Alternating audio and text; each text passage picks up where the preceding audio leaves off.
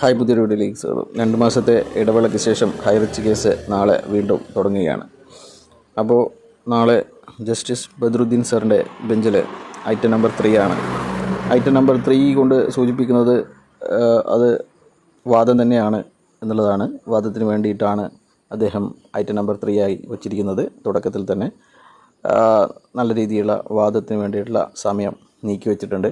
പക്ഷേങ്കിൽ നാളെ ഹൈറിച്ച് തട്ടിപ്പ് കേസിൻ്റെ വക്കീൽ ഹാജരാകുമോ എന്ന് ഉറപ്പില്ല. അവർ ഉണ്ടാവില്ല. അതുകൊണ്ട് തന്നെ മെയ് അവസാനത്തേക്ക് മാറ്റിവെക്കണമെന്ന രീതിയിൽ അവർ റിക്വസ്റ്റ് ചെയ്തിട്ടുണ്ടായിരുന്നു. എന്നാൽ അത് കോടതി നിരസിക്കുകയാണ് ചെയ്തിരുന്നത്. മെയ് അവസാനത്തോടുകൂടി അവർ വിദേശത്തായിരിക്കുമെന്ന രീതിയിലായിരുന്നു അവർ പറഞ്ഞിരുന്നത്. മറ്റൊരു കാര്യം പറയാനുള്ളത്, ഗവൺമെൻറ്റിൻ്റെ പബ്ലിക് പ്രോസിക്യൂട്ടർ മാറിയിട്ടുണ്ടാവും. അതുകൊണ്ട് തന്നെ ഈ കേസിൽ ഗവൺമെൻറ് പബ്ലിക് പ്രോസിക്യൂട്ടറുടെ നിലപാടായിരിക്കും നാളത്തെ വാദം നടക്കണോ വേണ്ടിയോ എന്നുള്ള കാര്യങ്ങൾ തീരുമാനിക്കുക. മറ്റൊരു കാര്യം പറയാനുള്ളത്, ഹൈറിച്ച് തട്ടിപ്പിലൂടെ കോടികൾ സമ്പാദിച്ച ലീഡർമാർ പുതിയ സർക്കാരിനെ സ്വാധീനം ചെലുത്തി ഈ കമ്പനിയെ വീണ്ടും തിരിച്ചു കൊണ്ടുവരാനുള്ള ചില ശ്രമങ്ങളൊക്കെ നടത്തുന്നുണ്ട്. അതെത്രമാത്രം വിജയിക്കുമെന്ന് നമുക്ക് കണ്ടു തന്നെ അറിയണം.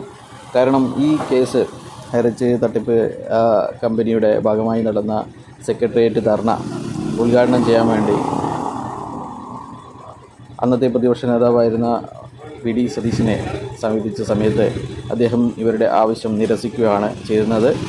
16 ലക്ഷം ആൾക്കാരുടെ കാര്യമാണ് എന്ന് പറഞ്ഞ സമയത്ത് അദ്ദേഹം തിരിച്ചു ചോദിച്ചൊരു കാര്യമുണ്ട്, നിങ്ങൾ ഈ ആൾക്കാരുടെ എണ്ണം പറഞ്ഞ് എന്നെ ഭീഷണിപ്പെടുത്താൻ വേണ്ടിയിട്ടാണോ വന്നിരിക്കുന്നത് എന്നുള്ളത്. അപ്പോൾ എന്തായാലും ഇപ്പോൾ 16 ലക്ഷം ഒന്നുമില്ല, ഒരു 1600 ആൾ പോലും ഈ ഒരു തട്ടിപ്പ് കേസിൽ പണം തിരികെ ലഭിക്കണമെന്ന് കരുതുന്നില്ല. 1000-ഓളം ലീഡർമാർ ഇപ്പോഴും ഈ കമ്പനി തിരിച്ചു വരുമെന്ന് പറഞ്ഞ് ജനങ്ങളെ പറ്റിക്കുന്നുണ്ട്. അത് മറ്റൊരു യാഥാർത്ഥ്യമാണ്. അപ്പോൾ എന്തായാലും നാളത്തെ കോടതി നടപടികൾ എന്താവുമെന്ന് നമുക്ക് നോക്കാം. ബൈ.